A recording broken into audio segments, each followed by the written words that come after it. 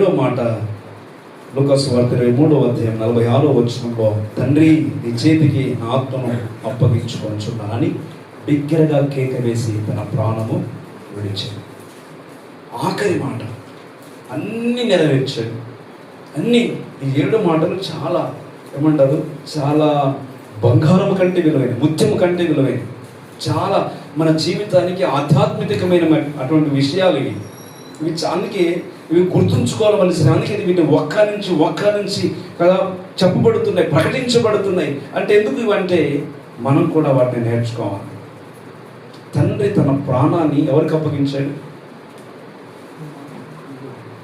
ఆయన మరణించడానికి వచ్చాడు, మరణంను జయించడానికి వచ్చాడు, మరణం మీద విజయం ప్రకటించడానికి వచ్చాడు, మరణిస్తున్న వారందరినీ విడుదల చేయడానికి వచ్చాడు. ఎబ్రీ పత్రిక 2వ అధ్యాయం వచ్చిందిగా, మరణ సంబంధమైన తమ పిల్లల్ని సాతాను యొక్క మరణ బలంలో నుంచి విడిపించడానికి వచ్చాడు. ఆయన రక్తమాంసం గలవాడు వచ్చాడు. రక్తమాంసం గలవారు అందరూ చావాలి, మనం కూడా చావాలి, అవునా? కానీ యేసు ఎలాగైతే తన తండ్రికి ఆత్మను అప్పగించుకున్నాడో, ఆయన మరణం ఆయనను చంపలే. ఇంకో మాట ఉంటుంది లేఖనాల్లో, ఆయన ఎముకలో ఒకటి కూడా విరవబడకూడదు. ఒకటి కూడా ఆ రోజు చనిపోకపోతే 24 గంటల లోపల మనిషి చనిపోకపోతే, లేకపోతే సూర్యుడు అస్తమించే లోపల ఆ శిలువ మీద వేలాడే వ్యక్తి చనిపోకపోతే కాళ్ళు విరగొట్టేస్తారు. శిలువ మీద కాళ్ళు విరగొట్టేస్తే ఆ చేతులు ఉంటాయి కదా, ఈ వేలాడి అప్పటికే పక్షులు వచ్చి కళ్ళు గుడ్లు పీక్కొని పోతాయి. చాలా చిత్రహింసగా ఉంటుంది అనమాట అసలు ఆ కష్టం. దేవుని బిడ్డలారా, తిండి ఏముండదు కదా, నీళ్ళు ఏముండవు కదా, ఒక కన్ను పిక్కొని పోతా ఉన్నప్పుడు ఈ దాహాన్ని దప్పిక మూర్చిల్లిపోయి అలాగా సాయంకాలం అస్తమించలో చచ్చిపోవాలి. ఒకవేళ చావలేదంటే రాను వారు వస్తారు, కాళ్ళు విరగొట్టి చంపేస్తారు. యేసు ప్రభు దగ్గరికి కూడా వచ్చారు ఆయన కదా. మీరు చూడండి, చచ్చాడో బతికాడో అని చంపడానికి బల్యం పొడవలేదట. లేఖనము నెరవేరినట్లు, లేఖనం నెరవేరినట్లు దప్పికొన్నాడు. లేఖనం నెరవేరినట్టు ప్రతిదీ ఆయన జరిగించాడు. ఇక్కడ కూడా లేఖనం నెరవేరినట్టు తండ్రి చేతికి తన ఆత్మను, యోహాను సువార్త 10వ అధ్యాయం అంటాడు, నాకు ప్రాణం పెట్టడానికి అధికారం ఉంది, తిరిగి తీసుకోవడానికి అధికారం ఉంది. నేనే జీవం, నేనే సత్యం. ఆయన ఈ లోకానికి వచ్చాడు కదా, మనుషులను విమోచించడానికి వచ్చేవాడు. లేదా ఇంకొక మాట ఉంటుంది, క్రయధనముగా ప్రాణం నడిపించాలి. క్రయధనముగా ఎవరికి అర్పించాలా? శత్రువుకి అప్పగించాలా? మనుషులందరూ సాతాను చెరలో ఉన్నారు. హబక్కూకు గ్రంథం 1వ అధ్యాయం ప్రకారం గాలం వేసి, వల వేసి, ఉరి వేసి వాళ్ళు మనుషులందరూ సంపాదించుకుని చెరలో ఉన్నారు. వాళ్ళని చూసి గంతులు వేస్తున్నారు. వాళ్ళని విడుదల చేయడానికి ఎఫెసీ పత్రిక చూస్తాం, చెరగా కొనిపోయాను అనే మాట.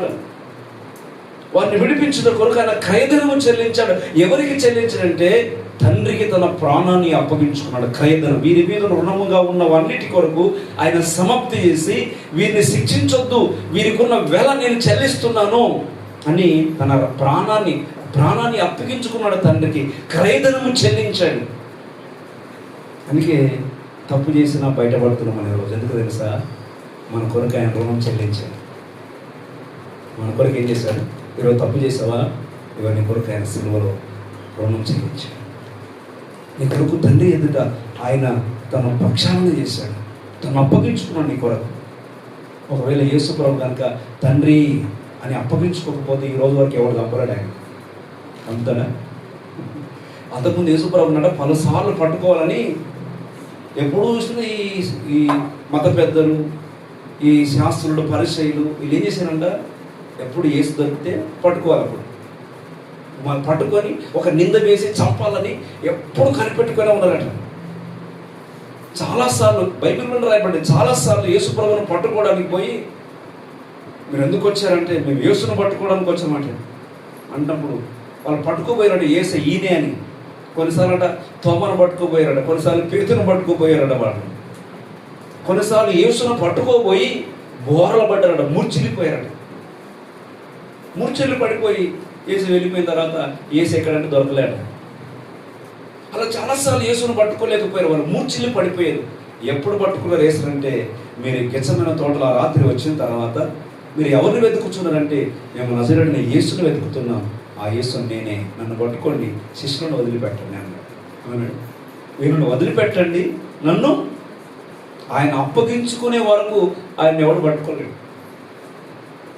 పట్టుకున్నాడా? పట్టుకోలేడు. ఏ రానువాడు ఏ టెక్నాలజీ ఏది పట్టుకోలేదు. అది దేవుని బిడ్డారా, ఆయన మనుషులందరి కొరకు తను తాను తండ్రికి అప్పగించుకున్నాడు.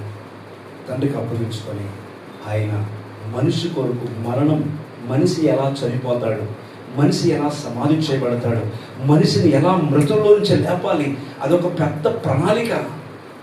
అది మనిషి కదా చచ్చిపోతే అయిపోయింది, చచ్చిపోతే గతగా చచ్చిపోయిన బ్రతుకు ఏమైపోతుందో మాకేం తెలుసు అని నిరీక్షణ లేని వారు బ్రతుకుతున్నారు ఈ రోజున చాలామంది. చచ్చిపోయిన తర్వాత ఎవరు చూసి తగ్గడం బిగ్గడం హోప్లెస్ ఫెలోస్, నిరీక్షణ లేని వారు. మరి మనకు చచ్చిపోయిన తర్వాత జీవం ఉంది. ఆమె చచ్చిపోయిన తర్వాత మరలా బ్రతుకుతాం, ఆయన మరలా లేస్తాడు. అందుకే అక్కడ ఆయన ఏ విధంగా ఈస్టర్ ఏంటి? ఆయన పునరుత్థానం, ఆయన తిరిగి లేచుట.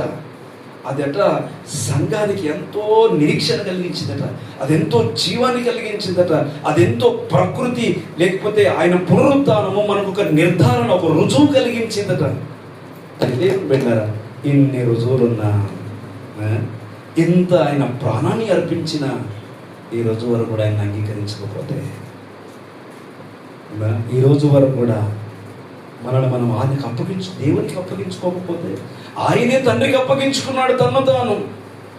మరి మనము నీకు నీవుగానే ఉంటే, నీకు నువ్వుగానే చస్తే, నీకు నువ్వుగానే బ్రతికితే నీ బ్రతుకు శాపగ్రస్తమైపోతుంది.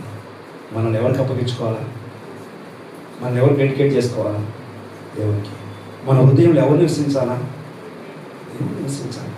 ఆయన పిల్లలుగా, ఆయన ప్రజలుగా మనం బ్రతుకుతే యేసు చనిపోయి ఎలా సమాధి చేయబడి తిరిగి లేస్తాడో మనం కూడా అదే నిరీక్షణ దేవుడు మనకి ఇస్తాడు. ఆమె హల్లెలూయా. లేచి నిలబడదాం. రెండవ మాట, తండ్రి చేతికి తన ఆత్మను అప్పగించుకొని బిగ్గరగా కేకలు వేసి, ఆ రోజున కేక వేయగానే వినాలా, కేక వినగా లేస్తూ నిలబడి వినండి. కేక వేసినప్పుడట దేవాలయంలో ఉన్న అడ్డు తెర చిరిగింది. అంటే దేవునికి మధ్య దాపరికం లేకుండా పోయింది. దేవునితో ముఖాముఖం మాట్లాడే, దేవునితో సహవాసం చేసే ఆధిక్యత కలిగింది. ఆ రోజున బండలు బద్దలైపోయే పెద్ద భూకంపం కలిగింది. ప్రకృతి ఒక్కసారి విరుచుకుపడితే ఓ ఈయన నిజముగా దేవుని కుమారుడని బయలుపరచబడింది. ఆ రోజున ప్రియమైన దేవుళ్ళ ఆ శిలువను తాకిన కలవరాలు ఎప్పుడైతే ఆ కేక విన్నాయో, ఆయన తండ్రికి ఆత్మను అప్పగించుకుంటే సమాధులు తెరబడి అనేక మృతులు బ్రతికారని రాయబడింది. అక్కడ సజీవులయ్యారు, బ్రతికారు. ఆ రోజున తమ వారు బ్రతికితే వాళ్ళు ఎంతో సంతోషించారు. ఈరోజు మనమందరం, మన వాళ్ళ పితరులు ఎప్పటికే చనిపోయిన వారు, మనం ప్రభునందు విశ్వాసం నుంచి మనం చనిపోయినా ఈ దేవుని బిడ్డలారా, ఆయన ఎలాగూ లేపబడ్డాడో, ఎలాగూ తండ్రికి అప్పగించుకున్నాడో, అలాగే మనల్ని తండ్రికి అప్పగించుకుంటే మనల్ని కూడా చచ్చినా మనల్ని బ్రతికిస్తాడు. మనం చావుకులోనైనా మనల్ని జీవంతో లేపుతాడు.